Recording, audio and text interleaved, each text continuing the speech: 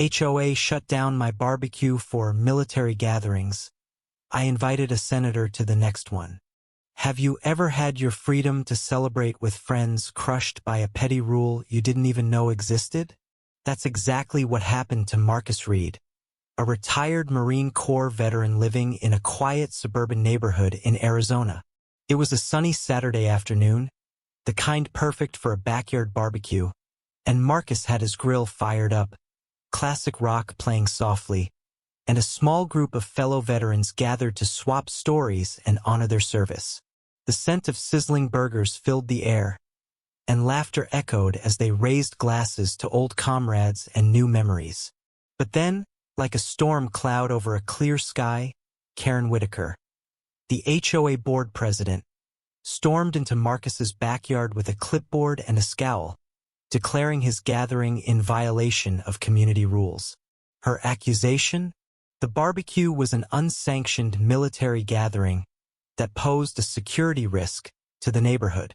Marcus stood frozen, tongs in hand, as Karen brandished a vaguely worded HOA regulation about disruptive assemblies.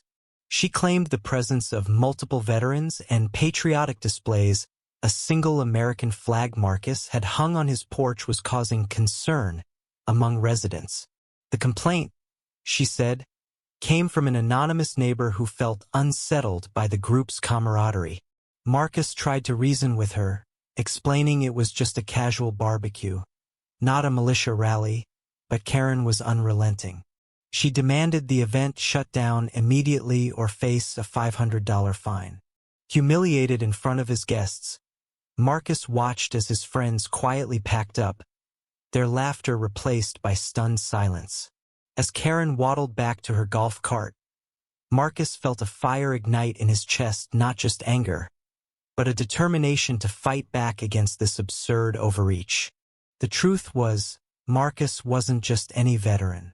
After 20 years in the Marines, he'd seen his share of battles, both on the field and in navigating bureaucracy. He knew the HOA's rulebook was a flimsy shield for Karen's power trip. Digging into the community's covenants, he found no mention of military gatherings or bans on barbecues. The closest rule was a vague clause about large gatherings requiring prior approval, but it defined large as over 50 people. Marcus's barbecue had 8. He also discovered that Karen had a history of targeting residents who didn't bow to her authority. Last year, she'd find a family for a Memorial Day display honoring a fallen soldier, claiming it was a nuisance. Social media buzzed with similar stories. HOAs across the country shutting down patriotic events, from flag displays to veteran meetups, often under dubious pretenses. Marcus realized this wasn't just about his barbecue, it was about Karen's need to control, cloaked in the guise of community standards. But here's where the story takes an unexpected turn. While researching his options, Marcus stumbled across a Reddit thread where a neighbor, Sarah Nguyen, a quiet single mom who lived across the street, had posted anonymously about Karen's reign of terror. Sarah revealed she'd been fined for planting wildflowers in her yard because they clashed with the neighborhood aesthetic. She also hinted at overhearing Karen at an HOA meeting, bragging about keeping the riffraff in line. Sarah's post was a spark for Marcus.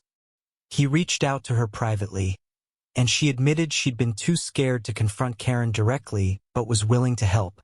Sarah's teenage son, Ethan, a tech-savvy high schooler, offered to dig deeper.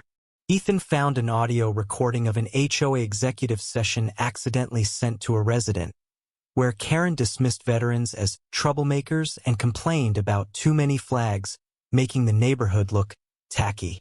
This wasn't just petty, it was personal. Armed with this evidence, Marcus decided to escalate things in a way Karen never saw coming. He contacted his old friend, Senator Elena Martinez, a rising star in Arizona politics known for her advocacy for veterans' rights. Marcus had met her years ago during a community outreach event, and they'd stayed in touch. When he explained the situation, Elena was outraged. She agreed to attend his next barbecue, not just as a guest but as a statement against HOA overreach. Marcus spread the word, inviting every veteran he knew, their families, and even sympathetic neighbors like Sarah. He also posted flyers around the neighborhood, boldly advertising the Great American Barbecue, honoring our veterans, with a special note, Guest of Honor, Senator Elena Martinez.